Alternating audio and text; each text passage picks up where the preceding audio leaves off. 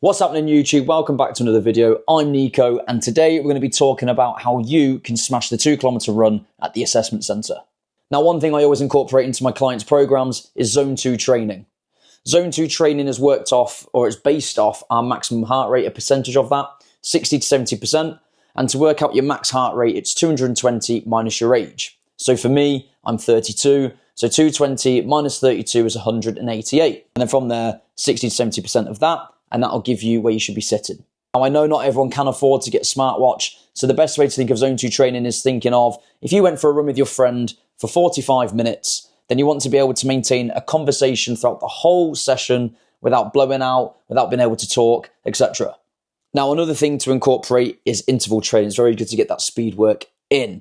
Now, this interval training is with like high intensity, short bursts of high intensity with a period of rest. So for example, you could go work doing 1 minute sprints at 85, 90%, and then having a 2-minute rest and then repeating for around 6 times. Another example could be doing 6 by 400 meters, and whatever you complete a lap in is going to be the same as your rest. So if it took you 2 minutes to do a lap, you'll get 2-minute rest. I feel like one thing that is overlooked massively and what some people don't understand is having a strong lower limb. Focus on your single leg strength as well. That's very important because when you think about running, there's always going to be 1 foot on the floor, 1 foot off the floor.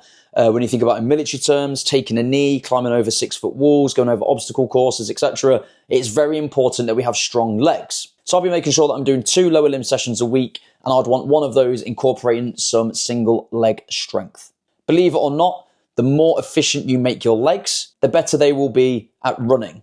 One thing I like to do when it comes to the beginning of my program for my clients is we always run a test week. So in that test week, I want to see the benchmark of where they are at now.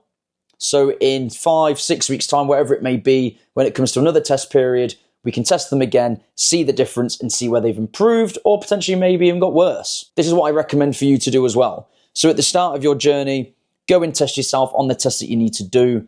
Note down how quickly or how slow it took you to complete them. And then in a few weeks' time after you've done a period of training, redo them and see where you've got better. Nutrition and hydration is also key. Not only because we're training for these tests do we need to physically prepare for them, but we also need to look at what we're putting into our bodies. Are we having a healthy, balanced diet? Or are we out just scranning fucking KFC every single day of the week? Don't get me wrong, when it comes to diets, I genuinely believe in a balanced approach. I think everything in moderation. No food is a bad food. Don't get that into your head. But at the same time, we should be monitoring what we're putting in. Track your calories, see how many you're having per day. If you're gaining weight, you're not trying to gain weight, you're clearly in a surplus. Or if you find that you're losing weight because you've now increased your training and you don't want to lose weight, you've put yourself into a deficit, so we will need to increase those calories. So we need to make sure that we're tracking this kind of stuff. How much water are you drinking a day? Do you suffer from headaches because you're not drinking enough, etc.? So make sure that we're tracking this kind of stuff as well.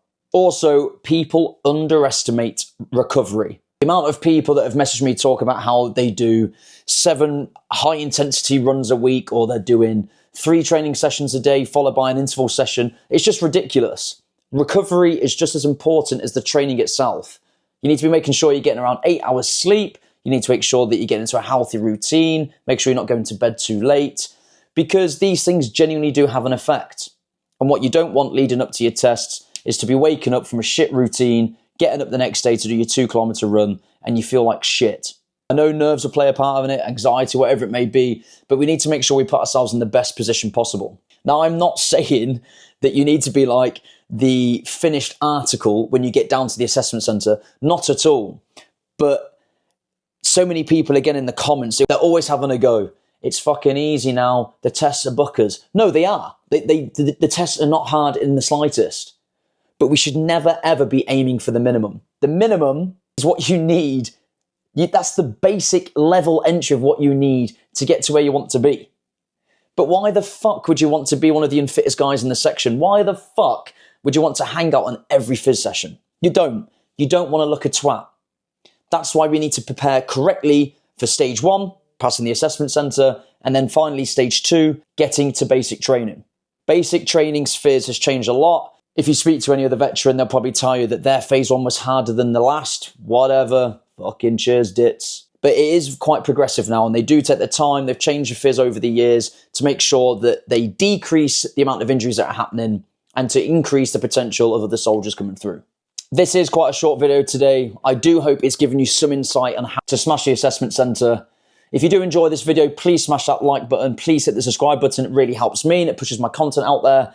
And if you do like these types of videos, please let me know down below. If you've got any other questions or you'd like me to cover any sort of topics, again, put them down in the comment section and I will do my best to make a video on there.